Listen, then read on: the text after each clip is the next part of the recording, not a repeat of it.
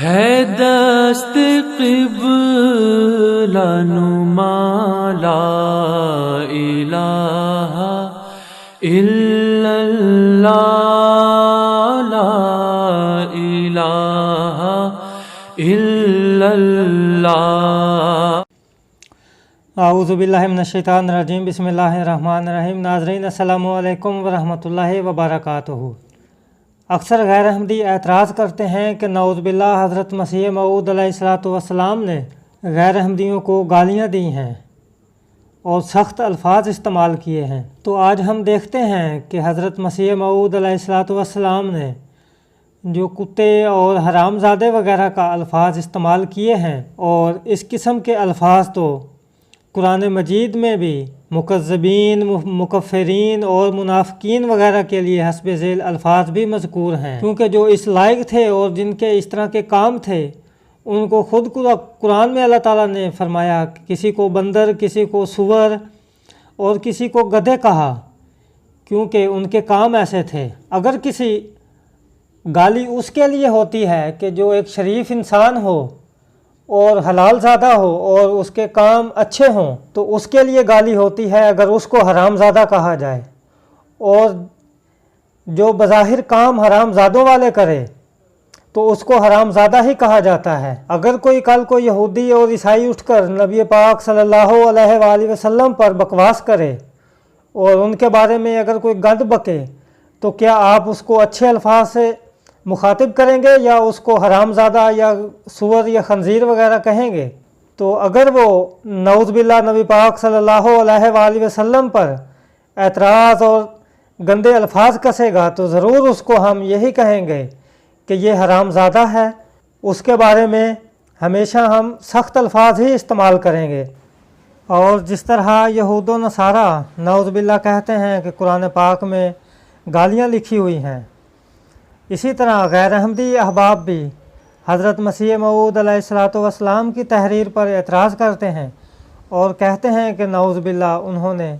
گالیاں لکھی ہیں اور سخت الفاظ استعمال کیے ہیں۔ تو پس ثابت ہوا کہ یہود و نصارہ میں اور ان غیر احمدیوں میں کوئی فرق نہیں، ان کا الزام اور اعتراض ایک جیسے ہی ہوتے ہیں۔ اسی طرح بانی جماعت احمدیہ حضرت مرزا غلام احمد قادیانی علیہ الصلوۃ والسلام نے بھی پہلے سب کو سمجھایا کہ آپ باز رہیں کہ مجھے گالیاں نہ دیں، اور جہاں حضور صلی اللہ علیہ وآلہ وسلم کو گالیاں دینے والوں کو بھی بار بار سمجھایا، اور پھر جب آخر آپ تنگ آ گئے اور آپ نے پھر اشتہار بھی دیا اور کتاب چھاپی اور فرمایا، بانی جماعت احمدیہ حضرت مرزا غلام احمد قادیانی علیہ الصلوۃ والسلام نے قوم کو درد دل سے ایک دعوت دی۔ فرمایا کہ میں نے اپنا رسالہ 40 اس لیے شائع کیا ہے کہ مجھ کو کاذب اور مفتری کہنے والے سوچیں کہ یہ ہر ایک پہلو سے فضل خدا کا جو مجھ پر ہے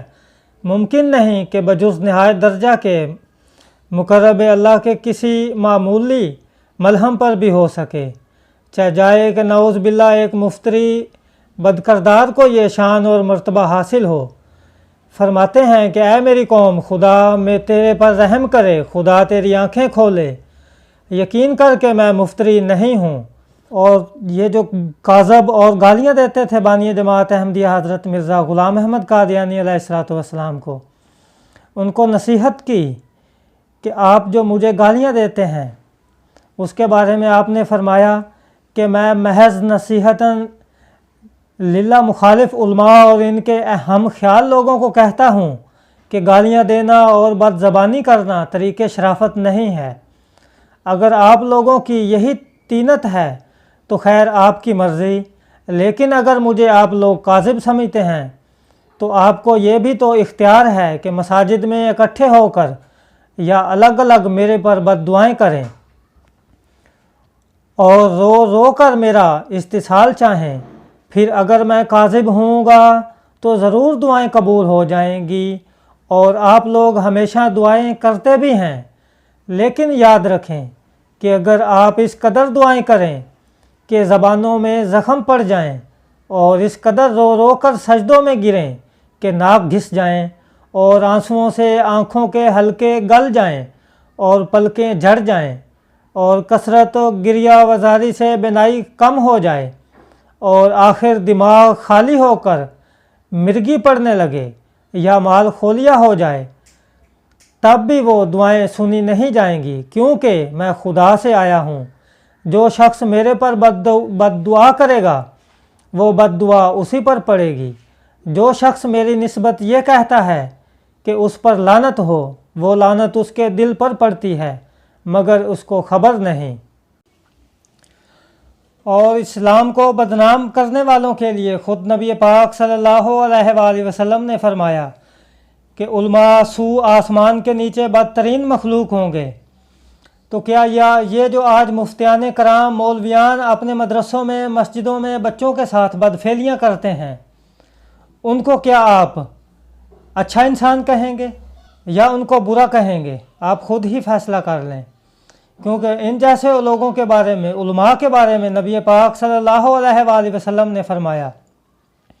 کہ علماء آسمان کے نیچے بدترین مخلوق ہوں گے، اور ان کی تشبیہ خود نبی پاک صلی اللہ علیہ وآلہ وسلم نے سور اور بندروں سے دی ہے۔ اور جن کو یہ مجدد اور محدث مانتے ہیں اور اپنے